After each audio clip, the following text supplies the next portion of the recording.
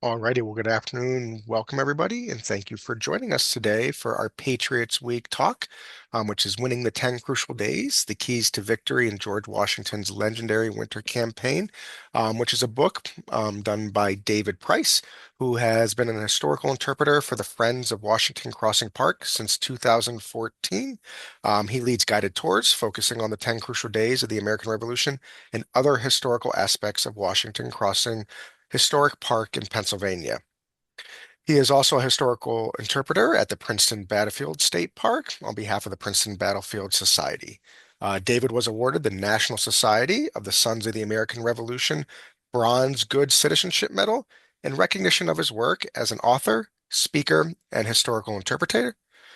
He's a graduate of Drew University and holds an MA in political science from Rutgers University, New Brunswick, where he was an Eagleton Fellow and has worked as a nonpartisan research analyst with the Office of Legislative Services of the New Jersey State Legislature for 31 years. So, welcome, David. We really appreciate you speaking with all of us today and coming back. It's been a few years since we've had you speak for the library here, but we're excited for the talk today. Thank you, Andrew. It's a pleasure to be back, and thank you to everyone for listening. Happy holidays to all. All right. Before we jump And into your presentation, I just want to go over a few housekeeping items. We will be taking questions at the end of David's presentation, but you can submit them at any time using the Q&A or the chat feature in the Zoom dashboard. At the end of the webinar, you'll be prompted to fill out a survey. So if you have time, we ask you please fill out the survey. We really appreciate any and all feedback that you give us. And if you want to learn more about what David's going to be talking about today, you can check out his book, Winning the 10 Crucial Days. It's available at a lot of public libraries. You can purchase it on Amazon. So I encourage you all to enjoy that at your leisure. Then one last thing, I just want to do a brief overview of the Zoom dashboard. This is what your dashboard should look like if you're using a PC or a Mac.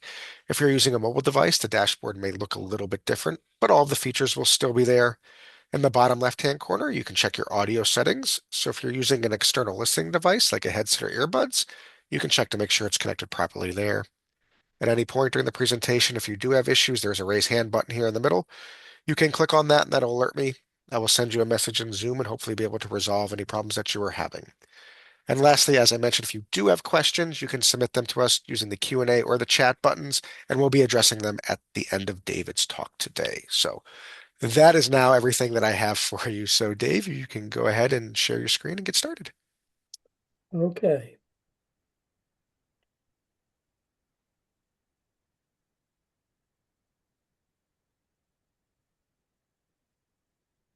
Whoop.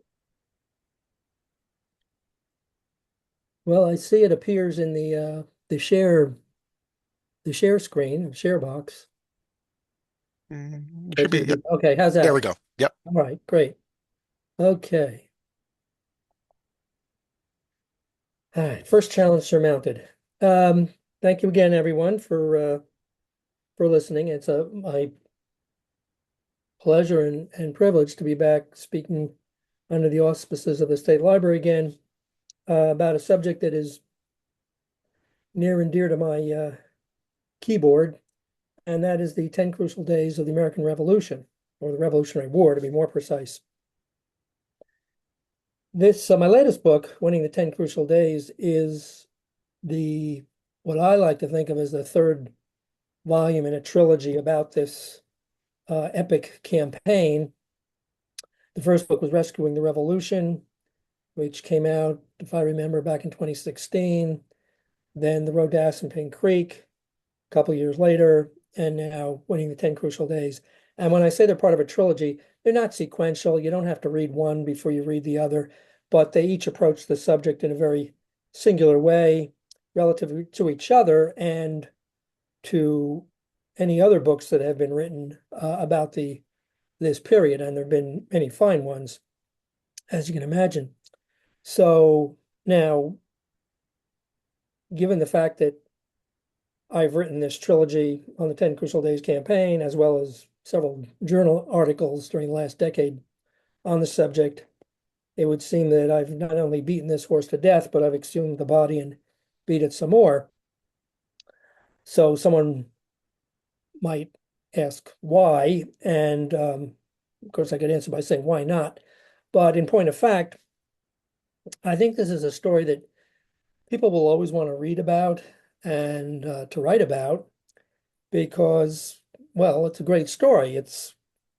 Let's face it, we're talking about one of the most celebrated military enterprises in history and what was clearly a pivotal moment in our struggle for independence.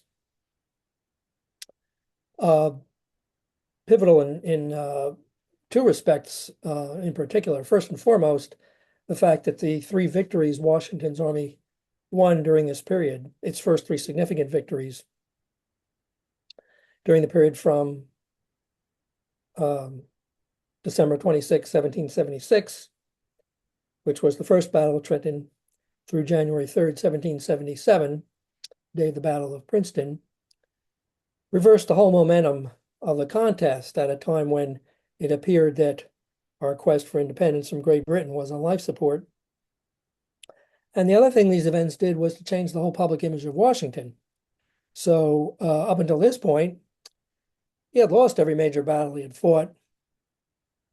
His army had been driven out of New York, driven out of New Jersey, and a growing number of people, including some of his own men, some of his own officers, and some members of the Continental Congress were beginning to think he was a pretty inept leader because he had been. But now all of a sudden, in the wake of this remarkable campaign, he was a military genius and a national hero. So what is unique about this book is that unlike most works of history, which follow more or less a straight line chronological um, approach in terms of the framework that they use, this is more, I would argue, analytical than purely chronological.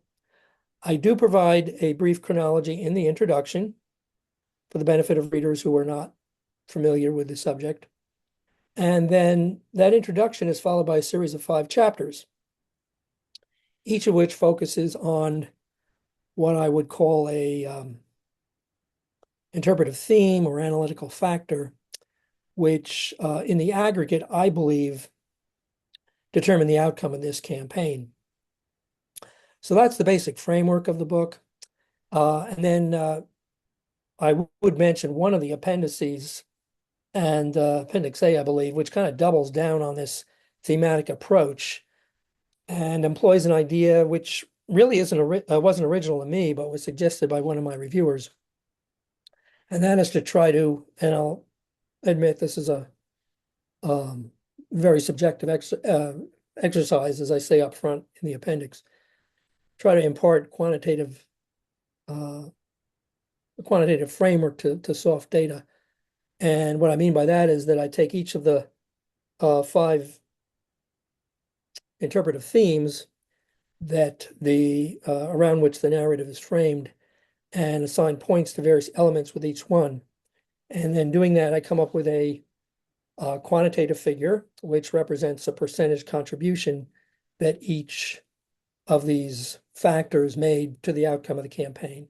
So for better or for worse, I guarantee you that you will not find anything like that in any other book about the 10 crucial days. And maybe there's a good reason for that, but be that as it may, that's what I did. I would say also that I first talked about this concept in print in an article that was published for the Journal of the American Revolution back in September 2023, entitled 10 Crucial Days, 5 Crucial Factors, which basically amounts to a 6,000 word abstract of the book. So without any further ado, let's get into what the 5 crucial factors are in this analysis. And so I'm construing them to encompass the following. This is mostly common sense, and maybe much, if not most of it, belabors the obvious, but I still think I should go over this before I get into the meat of the talk.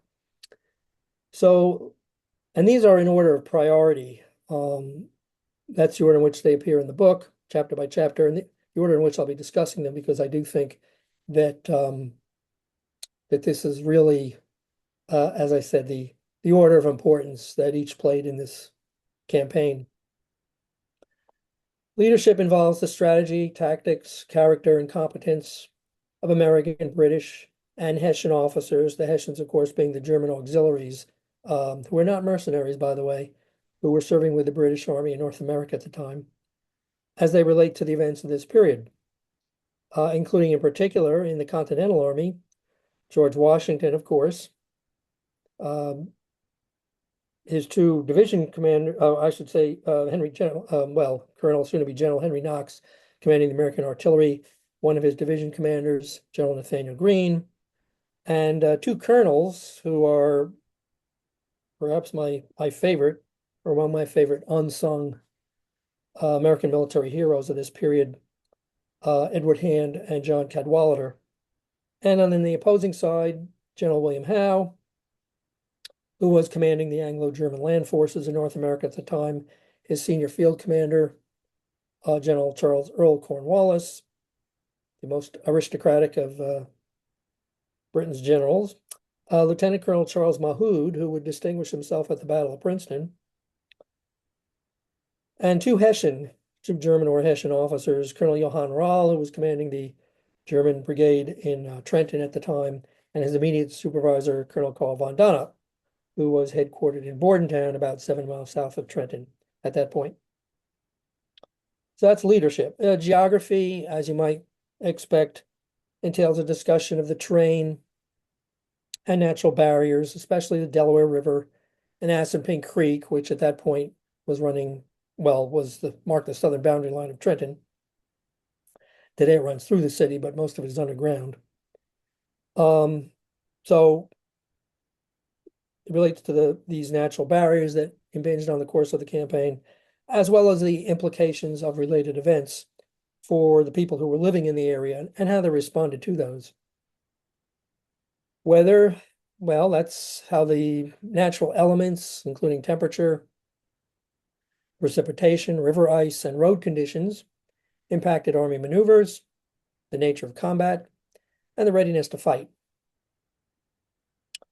Artillery relates to the very important role that cannon played in the outcome of all three battles during this campaign, and how the Americans' numerical advantage in and effective deployment of these weapons played such a vital role in their success. With particular attention to the exploits of Henry Knox, who, as I alluded to, created the Continental Army's Artillery Corps, and the captains of individual artillery companies, such as Joseph Mulder, whose battery played a heroic role at the Battle of Princeton, and a then 21-year-old New York artillery captain, who you might have heard of, named Alexander Hamilton. That's when he wasn't singing.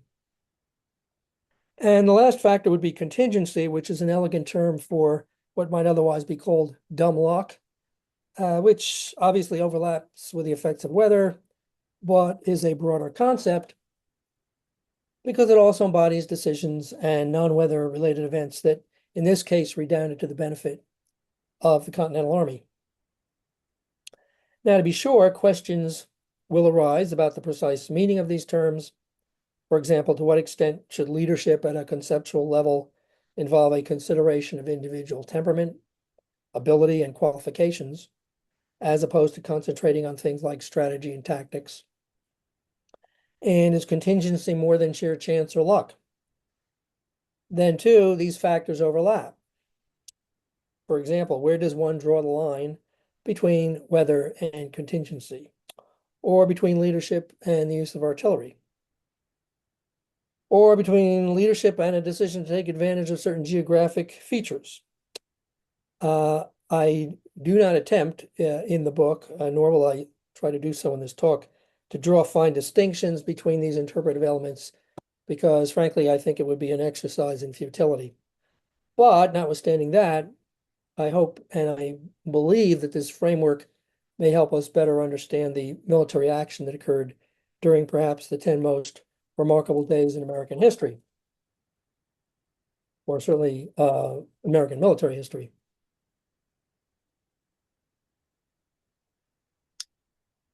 Okay, so the first is leadership, as I mentioned, and that quality or dimension or feature is the overriding factor in this analysis because it was foundational to the issue of this campaign. incompetent, unimaginative, or uninspiring direction of the insurgent forces would not have rescued the rebellion from its military nadir over a fabled few days, as occurred during this period. Regardless of how the other ingredients in Washington's recipe for victory came into play. On the other hand, leadership that met the moment, when combined with the auspicious effects of favorable geography, weather that accommodated the needs of an army, the adept use of numerically superior artillery, and fortuitous developments that fall under the rubric of contingency, could and did win the 10 crucial days. So, what are some examples of how decisions and actions by leadership on both sides influenced the outcome of the campaign? Well, first, and I suppose most obviously, there was Washington's bold and enterprising vision and his conduct, his leadership in regard to the two battles of Trenton and the battle at Princeton. There was also Henry Knox's direction of the Army's Delaware River crossing on Christmas night, 1776, which he had been assigned to assume by General Washington, and his leadership of the American artillery during all three battles. On the other side, there was the erroneous assumption that was made by General Howe that the German troops, the Hessians, occupying Trenton, would be safe from an attack by Washington's army. Not so much. There was also the failure of British and Hessian field commanders to cooperate successfully in seeking to deter an American attack on Colonel Rahl's brigade in Trenton. And then if we go further along in this 10-day period, there were, very importantly, the tactical errors that General Cornwallis committed when his army of 8,000 Anglo-German troops approached Trenton from Princeton on January 2nd, 1777, in one column. Without employing a second column, as he had been advised to do by Colonel Carl von Donop, in order to outflank the American defenders who were then positioned behind the Assunpink Creek on their right. And then Cornwallis, several hours later, compounded that defect in his conduct by failing to, or at least his army effectively, failing to effectively monitor the movement of Washington's troops around Cornwallis's left flank on the night of January 2nd and 3rd, when they marched under the cover of darkness from behind Assunpink Creek up to Trenton, about 12 miles in 5 hours in 20-degree temperatures, with many of these men having no shoes or wearing shoes that were falling apart, where they, on the morning of January 3rd, they would win the capstone victory of the 10 Crucial Days campaign.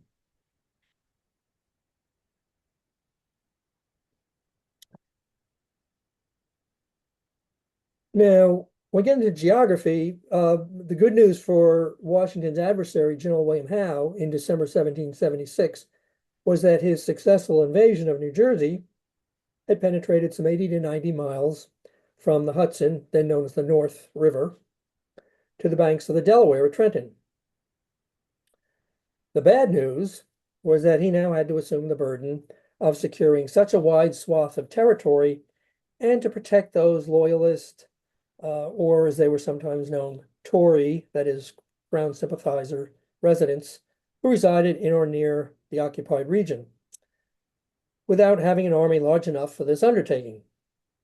The corridor that His Majesty's forces were attempting to control stretched for some 300 square miles, and the fact that it represented only about 5% of New Jersey's land area and a minute portion of the North American continent made this task no less challenging.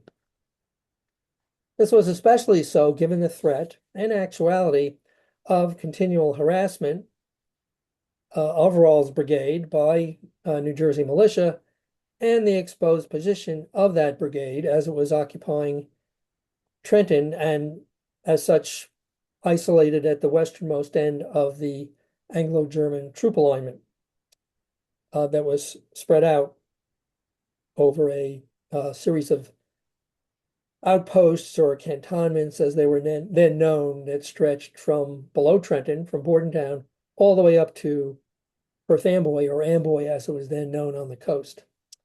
And so Rawls' brigade clearly was most vulnerable of any of the Howe's outposts to a strike by Washington's army from across the river.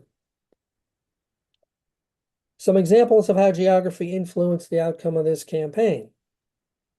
Well, as I mentioned before, the dimensions of the geographic area that the Anglo-German forces were attempting to occupy that winter simply exceeded their capacity to effectively control.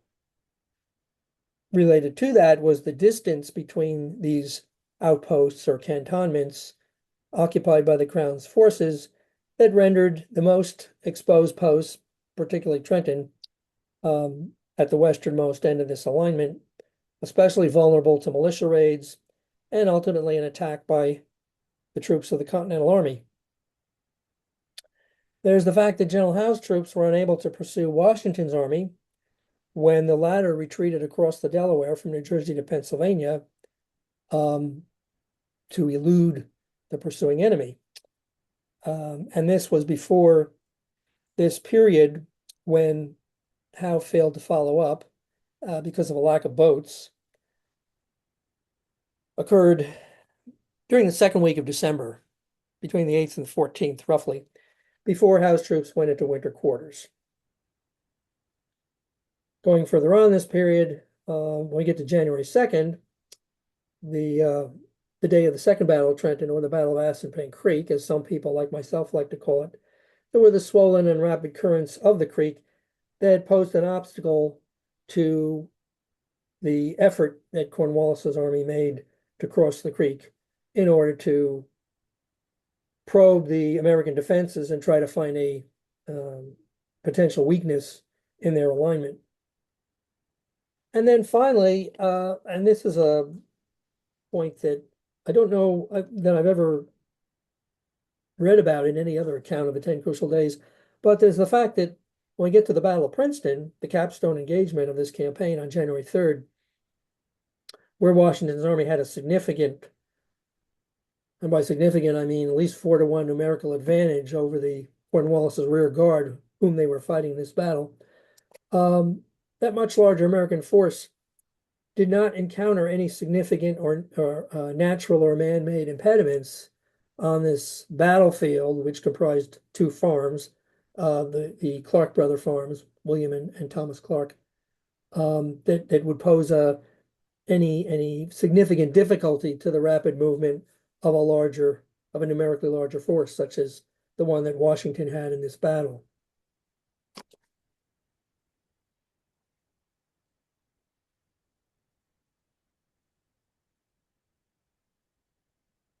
So when we get to weather, it's important to note that during this campaign, the combination of a consequential river barrier in the Delaware and the vagaries of atmospheric conditions rewarded the Americans by permitting them passage across the river and denying it to the British and Hessians, who lacked either the solid ice or boats that would have enabled them to get across.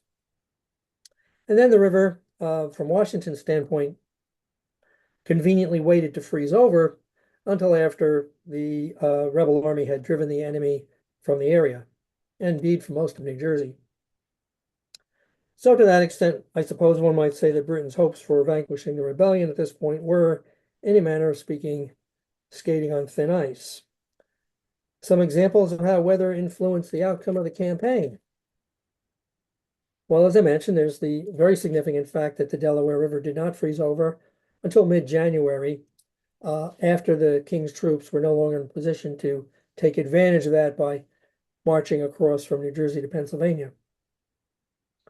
There was the blizzard that obscured the march of American troops to Trenton after their Christmas night crossing. That is in the early morning hours of December 26th, which may have lulled the German garrison in Trenton into a false sense of security, and which apparently prompted them to cancel their Christmas night patrol up the Delaware and their early morning patrol up the Delaware on December 26th, which I think proved to be um, very important. Related to that were the conditions created by the storm that made it difficult for the Hessians to repulse the American attack once that first Battle of Trenton began on December 26th. And what I mean by that is the Hessian troops were out in the open, whereas many of the American troops were able to find shelter inside empty houses in the town because most of the civilian population had evacuated. And so, unlike those American troops, these Hessian defenders were out in the street being blanketed by freezing precipitation, and that dampened the cartridges on their and the firing mechanisms on their muskets, and also limited their visibility because this was a nor'easter, and for that part of Colonel Wall's brigade that was trying to fight off the wing or the division of Washington's army that was coming in from the northwest side of the town, they had this wind and the elements blowing in their faces, and that made it difficult for them to see what they were aiming at. And then again, as we go further on in this period, there's the rain and relatively warm weather that descended on the night of January 1st and 2nd, when temperatures reached about 40 degrees, which turned the road from Princeton to Trenton into a muddy morass. And that, along with a very spirited resistance by Colonel Hand's contingent of about 1,000 men along the Trenton-Princeton Road, impeded the advance of Cornwallis's army to Trenton, to the point where by the time they got to Trenton, it was so late in the day, after 4 o'clock, that the sun was about to set, and there wasn't enough daylight left for Cornwallis to launch a full-scale coordinated attack on Washington's army. And then finally, there's the freeze that a few hours later descended on the Delaware Valley the night of January 2nd and 3rd, and that facilitated the movement of American artillery from Trenton to Princeton as they made their end run around Cornwallis's left flank that I alluded to before, because it hardened the ground along the path that the army took and made it much easier for them to transport their cannon from Trenton to Princeton than what Cornwallis's army had encountered early in the day when they were trying to transport their artillery in the opposite direction. And speaking of artillery, it's important to note that as I think I alluded to before, that the success of the rebel army in this campaign was to no small degree a result of the sizable advantage that it enjoyed in the number of field guns employed against its adversary in each of the 3 engagements of this campaign, the 2 battles of Trenton and the one at Princeton. Now, primary sources concur on the respective totals for the opposing sides at the first Battle of Trenton, but they vary for Assunpink Creek and Princeton. However, taking into consideration the various estimates, I think we can say that the American superiority in field pieces was about as follows: 18-6 at Trenton on December 26th, about 40-28 at Assunpink Creek on January 2nd, and something like 35 to between 6 and 8 at the Battle of Princeton on January 3rd. It is fair to say, I believe, that cannon fire powered the Americans to victory in these 3 encounters. I think there can be little doubt that the American gun crews and their weaponry, again operating under Henry Knox's adroit direction, were indispensable to winning this campaign, as the heavy use of massed artillery proved decisive on all 3 occasions. We can say, metaphorically, or I suppose quite literally, that those cannon blasted any British hopes of dealing a quick knockout blow to the revolutionary enterprise. And finally, we come to that last factor, contingency. So, as I've suggested, a healthy and timely measure of luck. Good luck for the Americans, bad luck for the other side, accounted in part for Washington's success that winter.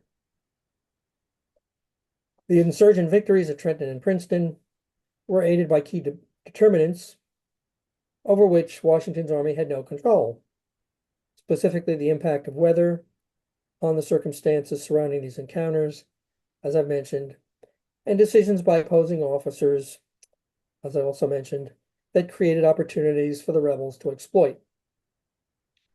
In the days leading up to their winter offensive, Nathaniel Greene, writing to John Hancock, who was then the president of Congress, pondered the relationship of chance to the outcome of military actions. As he wrote, and I quote, "The fate of war is so uncertain, dependent on so many circumstances." A couple of examples of how contingency may have influenced the outcome of this campaign. There are more in the chapter, but two in particular I wanted to mention. So first is the capture of General Charles Lee, who was Washington's second in command, by British dragoons, light cavalry, on December 13th, when Lee, foolishly, and we can say in retrospect, was not encamped with his army, but instead was staying overnight at a tavern in Basking Ridge. And Lee's capture at the time was regarded, I think, by both sides as something of a disaster, perhaps even a potentially fatal one to the Patriot cause, because he was a much more experienced, he was a former British Army officer who had distinguished himself in multiple settings long before the Revolution and had much more experience than Washington. And a lot of people, Lee especially, thought was much better qualified to be commander of the Continental Army, commander-in-chief of the Continental Army than Washington. Well, in point of fact, Lee's forced absence from the scene, as far as Washington was concerned, was perhaps the best thing that could have happened to the latter fellow, because it freed Washington to carry out his winter offensive without being hampered by his second command's habitual skeptical attitude, towards Washington's direction of the army.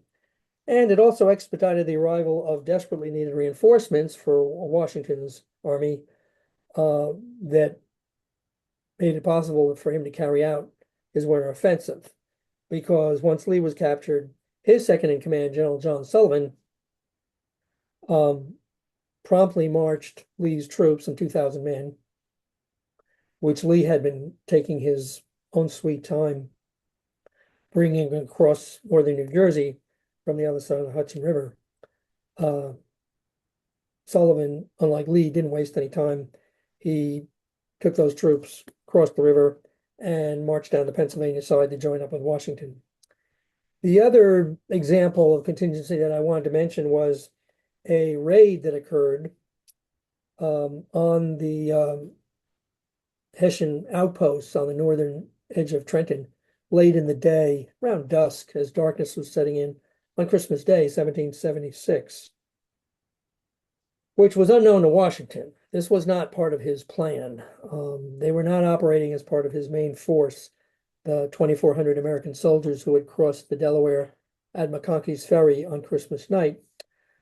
Rather, these 50 or so soldiers had been dispatched from a Virginia brigade commanded by one of Washington's brigadier generals, Adam Stephen, also a Virginian also, who Washington had known for a long time, since the French and Indian War. Stephen was miffed at the fact that the Hessians had the temerity to shoot one of his men on the river several days before. And so as an act of reprisal, he had detached these 50 Virginians to cross the river and launch a retaliatory raid, which they did against Rawle's contingent late on Christmas Day. Well, Rawle and the German troops who were inside the town heard this shooting, and a number of them, including, I believe, Colonel Rawle, raced out of the town and sought to pursue these intruders, but the latter had disappeared into the woods north of Trenton, and the Hessians really didn't try to follow them very far. They withdrew. Well, what's important about this incident is that Colonel Rahl might very well have thought that this was the attack about which he had been warned by General James Grant, the British general who was then quartered in New Brunswick, or Brunswick as it was then known, who was overseeing all of the Anglo-German troops in New Jersey. Grant sent a message to Rahl on Christmas Day, a written message based on intel that Grant had received from a spy in Washington's camp that warned of an attack. And while Grant, who was notoriously contemptuous of the Americans' fighting ability, had kind of poo-pooed the notion of this actually happening, still, he did his due diligence and warned Rahl to be on the ready for such a possibility. And so, if in fact Rahl thought that this was the attack about which he had been warned, which we can't know for sure, but would not be an unreasonable assumption, perhaps he was just a little less vigilant than he might otherwise have been, especially considering the fact that he spent most of that night, Christmas night, at a late night dinner party hosted by a wealthy merchant, Trenton merchant Abraham Hunt, um, at which Rahl was playing cards and I believe partaking of probably a fairly immoderate amount of liquid refreshment. And I don't mean lemonade. So, putting this in a larger context, I think we can say that the reality of warfare is that a battle plan is often the first casualty of battle, and contingency has a lot to say about that. The 10 Crucial Days campaign was no exception, as multiple instances immediately before and during that period illustrate the role of chance in determining how combat unfolds. Karl von Clausewitz may have said it best in Vom Krieg, in English, on war, his iconic volume on military theory from 1832, when he wrote, and I quote, "In war, more than anywhere else, things do not turn out as we expect." Then again, those averse to ascribing human events solely to chance and willing to make a cerebral leap from military to athletic competition might seek refuge in the adage that was famously set forth by a venerable figure from the world of professional sports, One Branch Rickey. Perhaps the legendary baseball executive had it right when he insisted that, and I quote, "luck is the residue of design."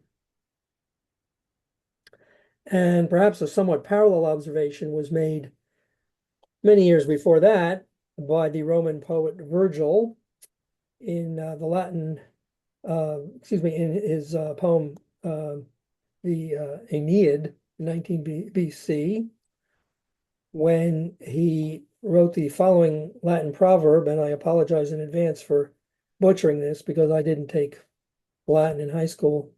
The phrase is, and I quote, "Audentis fortuna luvat," which in English roughly translates to "fortune favors the bold" or "fortune favors the brave."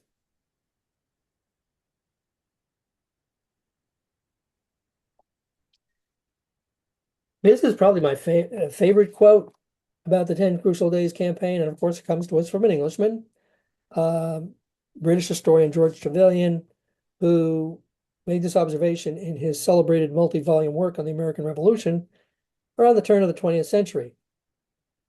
It may be doubted whether so small a number of men ever employed so short a space of time with greater and more lasting effects upon the history of the world. Now, Trevelyan was actually referring solely to the Christmas night crossing of Washington's army and their victory in the First Battle of Trenton over the Hessians. But I like to think of it by extension or in spirit as applying to what his army did during the entire 10 Crucial Days campaign. And now we're on the last slide. So I want to wrap up sort of in the way I wrapped up the book by reading what is a loosely verbatim paragraph or a couple of paragraphs that I think are appropriate in this context. At the formal end of hostilities in 1783, more than 6.5 years after the 10 Crucial Days campaign had ended, one might say that the same outcome held for Washington's soldiers as in the aftermath of that winter offensive. That is, they had won the contest by not losing it. And in so doing, their cause at length reached a secure shore. To employ a metaphor from the pen of John Adams, far more expansive than the Delaware River crossing, but one that is suggestive of an equally turbulent waterborne passage. To his wife Abigail, he wrote in the summer of 1777, and I quote, "We are now afloat upon a full sea. When we shall arrive at a safe harbor, no mariner has skill and experience enough to foretell. But by the favor of heaven, we shall make a prosperous voyage after all the storms and shoals are past."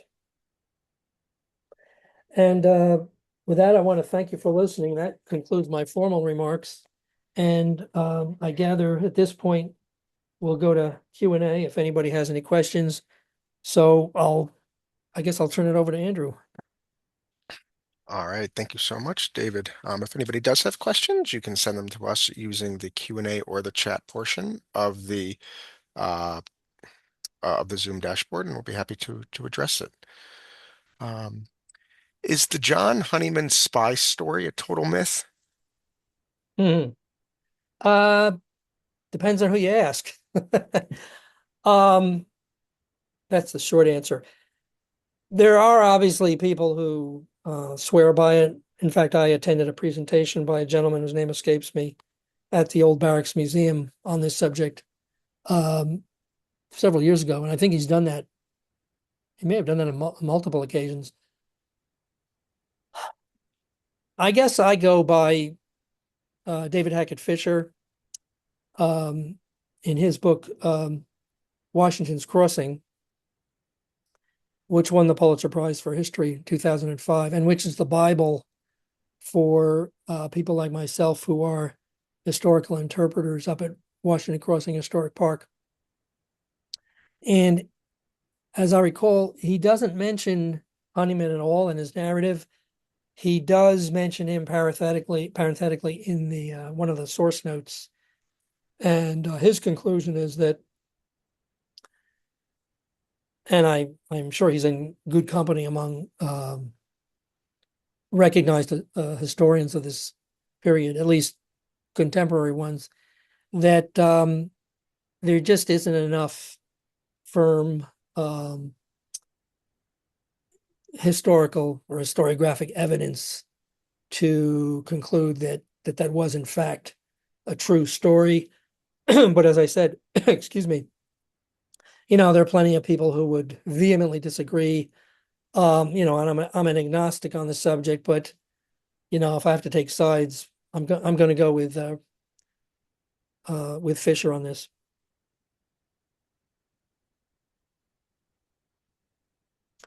Which is not to say that spies didn't, play a role in the campaign. They certainly did. Is the story that Rawl put an unopened letter in his pocket a myth that would have warned him about the impending attack? Um, that's one of these things that, where I say that it's a distinction without a difference. And let me explain what I mean by that. So there are any number of stories that about his being warned by a Tory sympathizer. And that's certainly one of them, that he received this written message and then shoved it in his pocket. Of course, you have to remember, Rawl did not speak or read or write English. He would have had to have it translated. But according to that story, he shoved it in his pocket. And after the battle, when he was lying mortally wounded, he said something like, "If only I had read this letter," which of course he couldn't do, but if he'd had translated, I wouldn't be lying here.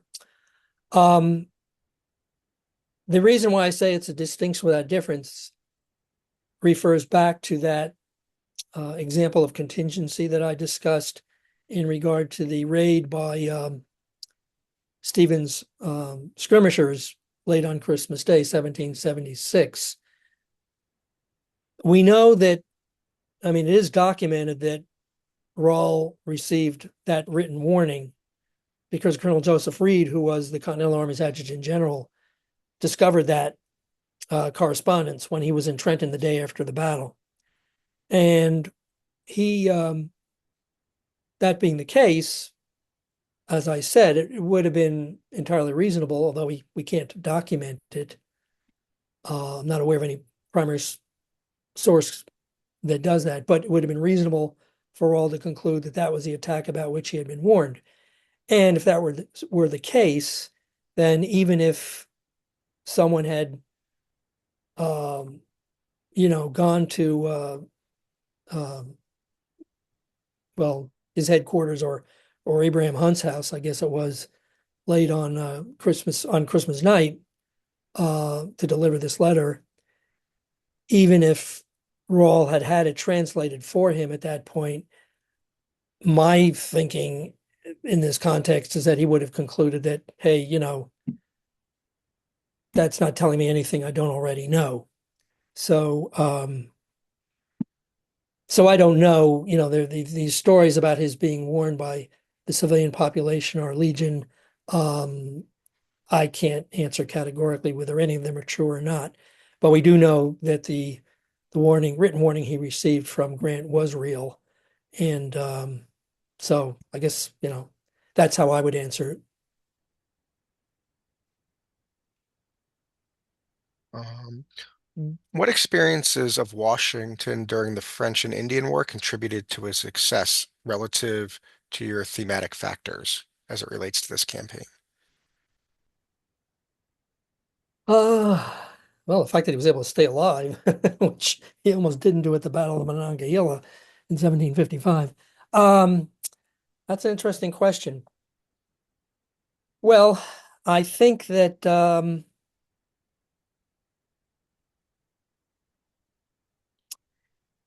it would have been significant in at least two respects. Just off the top of my head. I mean, I have to think about this some more, but two things that strike me would be in relation to leadership and geography. So, uh, General Edward Braddock, who was the British general whom Washington was serving under in 1755, at the very beginning of what became known as the French and Indian War here and the 7 Years' War overseas, that Braddock had a very contemptuous attitude for the uh, the American Indians, the indigenous warriors whom his army would be defeated by, and as well as colonial troops for that matter. And so he, as I recall, essentially disregarded any warnings. And I don't recall specifically whether Washington was one of those who did give him warning, but I wouldn't be surprised if he did about approaching Fort Pitt, which was Braddock's objective, in a more cautious way than Braddock did, so as not to leave himself potentially exposed to an attack, excuse me, by the other side, by the um, the Indian warriors and their French Canadian allies.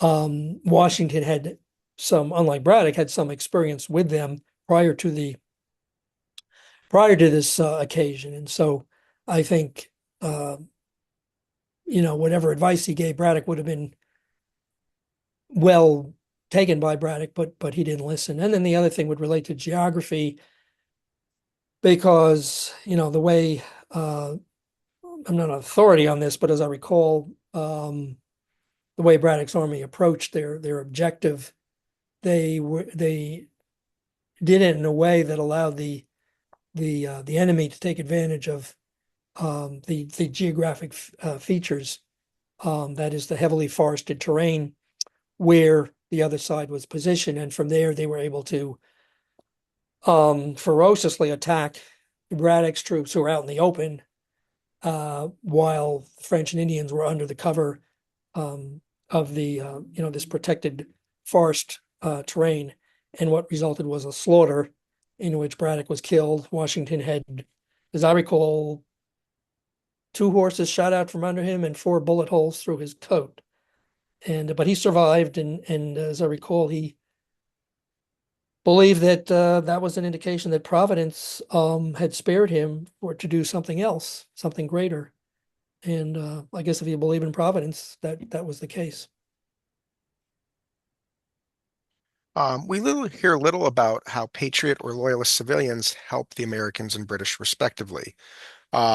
Were patriot civilians less likely to help Washington because of his troops taking their cattle, supplies, etc., while retreating into Pennsylvania?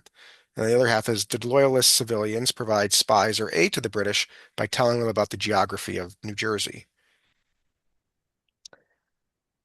Uh, I think if we're talking about, November, December 1776, as Washington's army was retreating from New Jersey to Pennsylvania, the at that point, because of how grim things appeared for Washington's army, I think a lot of people who would have otherwise been supportive um, of the revolution were hanging back. And in fact, a substantial number of them signed loyalty oaths that were offered by General Howe and his brother, Admiral Richard Lord Howe, um, promising to protect them if they renounced their support for the revolution and swore their allegiance to King George III, um, promising that the British Army would protect them. Well, in point of fact, the British Army was not able to protect them, notwithstanding the efforts of Howe and many or most of his officers to try to control predatory activity by their troops. There was a lot of pillaging going on at the time. And we know this from accounts by soldiers in Howe's army, not just by Americans. Of course, this proved to have an enormous propaganda value for the American cause.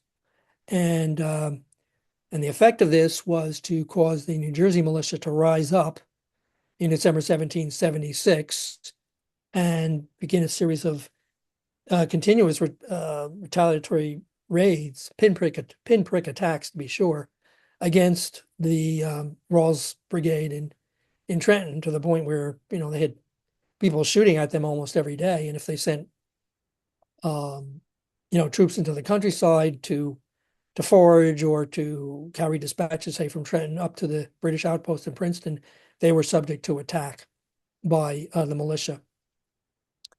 And so the pillaging, widespread pillaging that was going on by the British and Hessians, not only caused the militia to rise up, but alienated a lot of the civilian population, including Tory sympathizers and people who had been neutral, but were now so aggrieved by what the Crown's troops were doing, um, looting their houses, taking their property, that tearing down their fences, to use for firewood, for heating and cooking, that these people, a lot of these people, now most of these people would turn against, um, the loyalist side.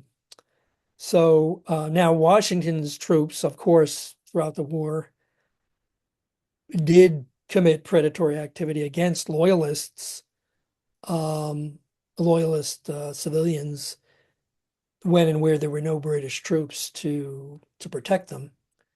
So I'm not suggesting that was all one-sided, but clearly there was a great deal of it occurring on the Crown side, and we get the clear sense from primary source accounts and from people more contemporary historians writing about the conflict from the British point of view that this predatory activity uh, by the King's troops, not only during this period but throughout the war, proved to be ultimately a major hindrance in their war fighting effort, and may have been a fairly significant factor in terms of contributing to their ultimate lack of success. How rare was a winter offensive in the 18th century for any army, much less an army like Washington's in 1776? Right. Well, European armies at the time, meaning, of course, the British and the Hessians, did not, as a rule, conduct major offensive operations during the winter months. They went into winter quarters and just tried to stay warm until spring came, and then they would renew offensive operations. And clearly, General Howe was acting in that tradition when on December 14th, 1776, he ordered his troops into their winter quarters, those cantonments that I had mentioned, um, because that's what European armies normally did. And also at that point, he I guess didn't see the point in trying to continue the offensive by trying to cross the Delaware, because if he wanted to, he could have brought probably light boats bateaued down from British occupied New York City, or had his troops cut down wood. There were plenty of trees around to build boats to try to cross the river. I think, in addition to relying on tradition, if you will, in terms of how European armies operated at the time, they probably figured there was no need to go to those lengths. Um, his troops were worn out, cold weather was setting in. As far as he could tell, Washington's army was on the verge of disintegration. He knew, because of getting back to spies, because of what spies in the American camp were reporting, that um, at least half of his remaining troops were on the verge of going home, or so the British thought, because their 1 year enlistments were about to expire on December 31st.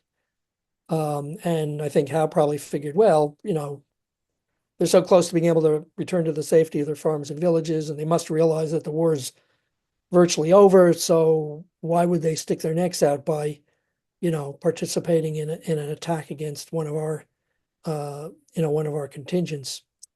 Um, so if that was his thinking, obviously he erred. And of course, in the wake of the victory of the Hessians at Trenton, Washington and his officers were able to persuade a bare majority of those soldiers whose enlistments were up to remain with Washington's force for at least another month, um, because they were ardent patriots, and also because they were promised a bonus of $10 in hard coin, which was a fair chunk of change in those days, and not necessarily in that order of consideration. Um, so now, as far as the American side, well, I mean, you didn't have the same precedent, in the New World as in Britain, where you had armies, you didn't have American armies um, fighting all over the place year after year or decade after decade. To the extent they were fighting, they were assisting the British during the earlier wars against the French and their indigenous allies. So I think it's fair to say that Washington, and as I recall, David Hackett Fisher makes a point of this in his book, by doing what he did that winter, by launching um, the attack against Trenton on Christmas night, and then of course continuing that offensive for the next 10 days, was engaging in a uniquely American style of warfare that was something that, the enemy just didn't expect, because um, all those experienced British officers who had served in Europe prior to the Revolutionary War here, were used to conducting themselves in a certain way that adhered to the traditional way of waging war in Europe. And as far as this particular issue goes, it was, it just didn't apply in an American setting. Why aren't the Hessians considered mercenaries? Well, my understanding of a mercenary is that it's someone who's paid for the service that they provide. In this case, military service. And in that sense, the Hessians weren't mercenaries. They were auxiliaries. That is to say, they were fighting with the British. But they were not mercenaries, because the soldiers who were hired, if you will, by King George III to fight with the British per contractual uh, agreements or arrangements that the king had made with the princes of the six Germanic provinces or states that supplied those soldiers. Those agreements did not provide for payment to the Hessian soldiers directly or the German soldiers directly. Um, Only the ones from Hesse-Hanau or Hesse-Kassel were, strictly speaking, were Hessians. But in each case, it was the prince of that particular province or state that was receiving the financial benefit. Now, the German soldiers were, to be accurate, probably better paid, in terms of their regular pay than their average countrymen at the time before the war, before the revolution even started. But they did not receive any additional pay, as far as I know, for serving overseas. I suppose you could say they tried to make up for that, to compensate by that for that not receiving that additional payment by, as I alluded to before, turning looting and pillaging into an art form once they came over here, uh, and which, of course, as I suggested, redounded to their detriment. But strictly speaking, I don't think it's fair to call them mercenaries any more than it's fair to say that the Hessian soldiers were drunk when the Americans arrived in Trenton on December 26th, because there's absolutely no evidence to support that notion. Going back to some of the raw myths, is there any truth that a spy went to the home to where Rawl was staying and that an enslaved person would not let them in because Rawl said not to be disturbed? Well, this gets back to the question that you asked before. And I have no idea to give you the short, honest answer. Um, I don't know. I haven't read anything to that effect. I know that that's part of the myriad of apocryphal stories about whether Rawl was warned or not, and by whom, and when. Uh, so, yeah, I don't really know. But as I've said, for the reason I explained, I whether it happened or not, I don't think it would have changed anything because of the written warning that he did receive from General Grant and the um, example of contingency that I cited in the raid by those 50 Virginians on Rawls' garrison late on Christmas Day. Um, do you think there's adequate public information about these 10 days in the areas where the crucial events took place, especially how it addresses the subjects you've discussed here? Um, well, there's adequate information if people read my book. um, let me say what to segue from that into saying that in the one of the appendices of my book, Appendix C, I believe it is, I did provide information about each of the relevant historic sites in this area. That is to say, the two Washington Crossing parks, Washington Crossing Historic Park on the PA side, which is where I hang out part-time. It's New Jersey Sister Park, Washington Crossing State Park, Princeton Battlefield State Park, the Old Barracks Museum, and the Trenton Battle Monument. And I did that because, I wanted to encourage visitation of those sites, especially what with the semi-quincentennial of American independence coming on in 2026. And hopefully, the book will have that effect. And to the extent people do that, they will only deepen their knowledge base about this period. And so there's a lot of uh, as I say in the book, there's been a lot of great stuff written about um, this period. So there's some of the older accounts are, suffused with myth, like the Hessians being drunk, for example, or stories such as the ones you were alluding to about these alleged warnings given to Rawl.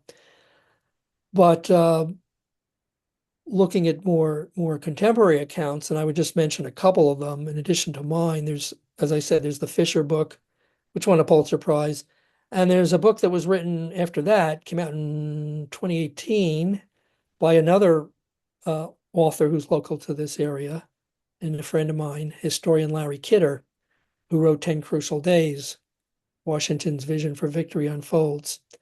And so there is, plenty of information out there.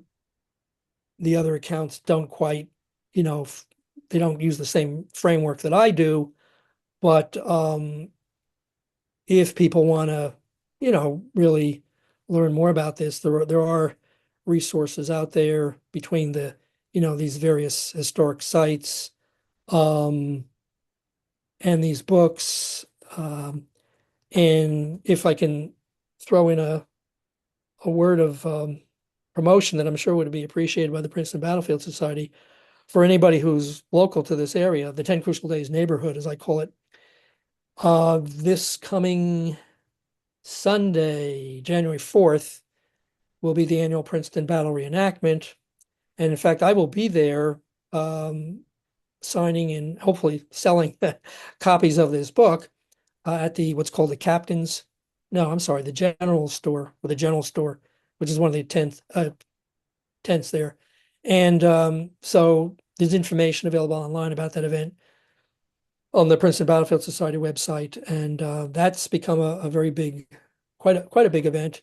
They do a really good job in terms of describing the actual action that occurred, and the reenactors, I think, do a reasonably good job in terms of portraying, the various movements that occurred during that battle. Um, did the Patriots' successes during these 10 days help with France's involvement? Well, it certainly didn't hurt. France, and not only France, probably Spain, also the Netherlands, and a province called Liège, which is now would now be part of Belgium, were supplying covertly arms and ammunition to the rebels even before this, throughout 1776. Uh, Certainly, the events of this campaign were noticed by the Comte de Vergennes, French foreign minister, who had the ear of His Majesty Louis XVI. And I'm sure, at that point, gave the French reason to pay attention more closely to what was going on here. Clearly, they were looking all along to take advantage of their arch enemy, Great Britain, both France and Spain, if that were possible. If they were at this point in the war, in this early stage of the war, the end of 1776, beginning of 1777, Vergennes and Louis XVI were not prepared to act in a more overt manner against the British, because they were still in the position of or in the process of completing their naval buildup, the enhancement of the French fleet, which wasn't really ready to go until probably about a year later, by the end of 1777. So, but this was all part of a process that led later in 1777, of course, to the once the Americans defeated the British in the Saratoga campaign, and Vergennes received notice of that, and also, and we know this from the primary source correspondence by, well, if nothing else, by American commissioners such as Arthur Lee, who were serving in Paris, that they were impressed by what had happened at Saratoga, and also by the effort that was made by the Americans, by Washington's army at the Battle of Germantown, which technically was an American defeat, but they fought in such a spirited manner that the French found that, along with Saratoga, to be fairly solid evidence that the American cause was on strong footing, and that that it had a reasonable chance of success against the British. Um, if you've seen Ken Burns' documentary, do you have an opinion on it? Um, Excellent, of course. I think anything Ken Burns does is excellent. I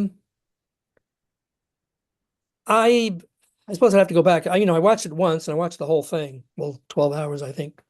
I probably would need to watch it again to give a fuller answer. There was only one thing I heard in the course of that I really struck me as being questionable, and that was, I mentioned Germantown, and at one point they referred to, I think Peter Coyote in his narration referred to the disaster of Germantown. I don't think it was a disaster for the reasons I indicated, but overall, it was very good. You mentioned several times about spies in American camps. Were any such spies ever found and prosecuted? Oh, well, the British spies in American camps. I'm sure they were. Um, I don't know that I can think of an example. Well, other than the most celebrated one, of course, Jean Andre, who technically wasn't a spy, I guess, but he was hung as a spy because he was found with wearing American, civilian clothing. Um, I recall later in the war, this would have been 1780 or 81. Uh, Probably 81. There was a mutiny by, um, or maybe it was 1780. I'm sorry, I should know this, by the Pennsylvania line and of the Continental Army, and the British sought to take advantage of that. And so General Henry Clinton, who was the British commander in North America at that point, um, if I remember correctly, dispatched um,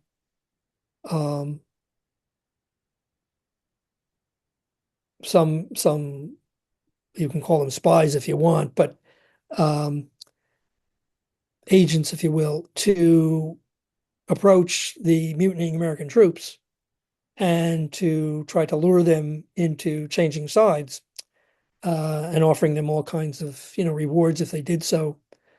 And the mutinying troops were they were unhappy. The reason they mutinied was they were unhappy about various things like lack of pay, which they'd been promised, the fact that their as they perceived it, their terms of enlistment were up, but they were told they couldn't go home, and probably other things too, the brutal conditions under which they were serving, lack of food and all that stuff. But they were not traitors. They had not abandoned their belief in the patriot cause. And so when they were approached by these British agents, they turned them in, uh, to the army, and they were hung as spies, even though I guess they weren't on a spy mission, but they were caught, as in a way that could reasonably be construed as far as Washington and his officers were concerned as being spies. So those are two examples that come to mind, but I'm sure there were other instances throughout the war, where spies were hung on both sides. Nathan Hale obviously is the most obvious example of an American spy, and he clearly was acting as a spy, being hung by the British. Um, Going back to the mercenaries debate, would you then technically call the heads of the Germans principalities mercenaries since they are the ones that receive the payment? Well, I have to look up the word mercenary in the dictionary. They were acting in a mercenary capacity, in a pecuniary capacity. Um, and one,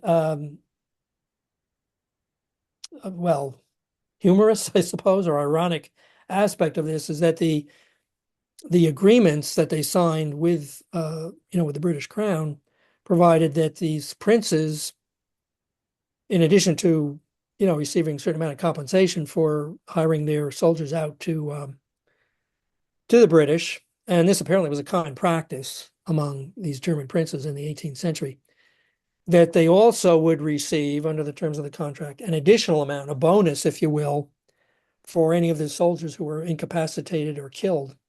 And so, in that sense, they had one might argue, uh, they had a perverse incentive to, strictly from a monetary standpoint, to have as many of their men killed or disabled as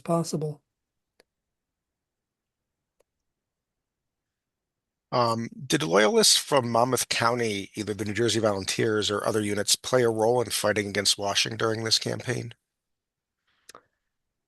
not that I know of. Loyalists, the most significant thing I can think about in terms of loyalists in Monmouth County at the time was when they captured Richard Stockton, one of the signers of the Declaration of Independence, whose house is Morven in Princeton. Today, it's a historic site, a museum. It was the official New Jersey state gubernatorial residence for I think about a quarter of a century. He foolishly, when he vacated Princeton, knowing that the British were advancing, instead of going over to Pennsylvania, he went in the opposite direction to Pennsylvania, to Monmouth County, to stay with friends or relatives, I guess. And local Tories got wind of this, and they seized him and turned him over to the British. And then ultimately, he would, under coercion, renounce his support, having been a signer of the Declaration of Independence, renounced his signature on the document. As far as I know, he was the only signer of the Declaration to do that, and as a result, he, after he was released by the British, he was considered essentially persona non grata, um, for obvious reasons, among the patriot faction and the civilian population. All right. That's all the questions that I have. So I think we can go ahead and end it there. Thank you so much, David. We really, really appreciate your insight and sharing all the wealth of information that you've collected over the years. Well, thank you very much. I've enjoyed it. And thank you everybody for attending today. We hope you found it very insightful and entertaining. Um, I hope you're enjoying your Patriots Week celebrations. If you're in Trenton, I encourage you to go and explore all the different events that are going on.